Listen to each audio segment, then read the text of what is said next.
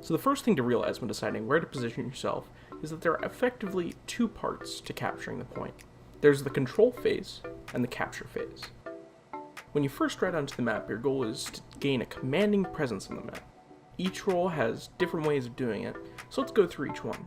The tank's goal is to create space between their team and yours by being as aggressive as possible while not dying. The DPS's goal is to deal as much damage to the enemy tank as possible.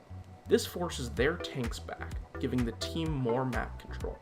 The healer's job is to not die. Also, they need to keep everyone else on their team alive.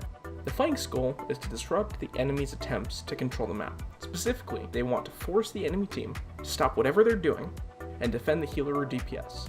A flank should always trade their life for that of the enemy healers. In short, everyone on the team is creating space between the enemy team and the point. All this created space needs to be maintained. This is done by pushing the majority of the team forward to keep the enemy team from getting back to the point. It's called zoning. Usually the healer will stand on the point to capture it while the rest of the team pushes forward. But this is where healers like Grover, Pip, and Grok start to have some issues. They have a proximity requirement on their heals, while other healers can, for the most part, heal cross-map with ease. When you have control of the point, getting kills can seriously interrupt the enemy team's rhythm. This is where the term staggering comes into play. For example, let's say you kill the enemy Ying and Makoa early in the point fight, but the enemy team keeps trying to aggressively create space. The rest of the team is more likely to die. This causes a loop where the whole team dies before Makoa and Ying respawn, and then Makoa and Ying will die before the rest of the team respawns.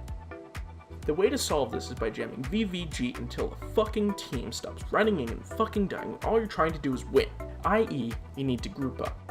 Wait until your whole team is respawned to reattempt to create space. Let's talk about actual positioning. There are effectively 3 lanes to each map. There are exceptions to this, but this is the norm. While you may not hear it in a pub game, professional teams have numbered lineups to talk about positioning. The most common of these is 2-2-1, or in other words, 2 people in the left lane, 2 people in the middle lane, and 1 person in the right lane. When you aren't trying to next level the enemy team, you should usually revert to this, but it should be noted that any combination of 5 people will fit into this format.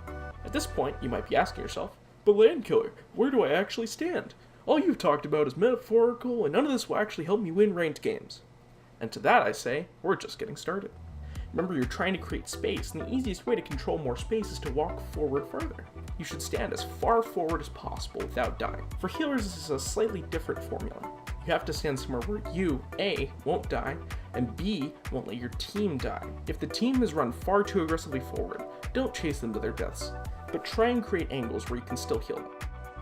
Now moving off healers onto tanks, let's talk about actually standing on the point while someone else is trying to. It is a resource game. Let's say there's only you and the enemy tank pushing the point. The correct time to try and get time on the objective is when the enemy has less resources than you. Let's say all your abilities are off cooldown, and the Nando has already used his shield. Hypothetically, now is the time to trade that resource imbalance for objective time. Once those resources reach equilibrium, it's time to back off and let them overextend. The most common resource imbalance is when you have more teammates than the enemy does, followed closely by who has more ultimates.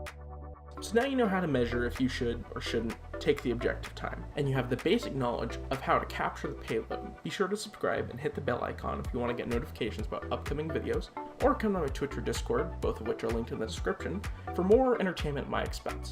Thanks for watching.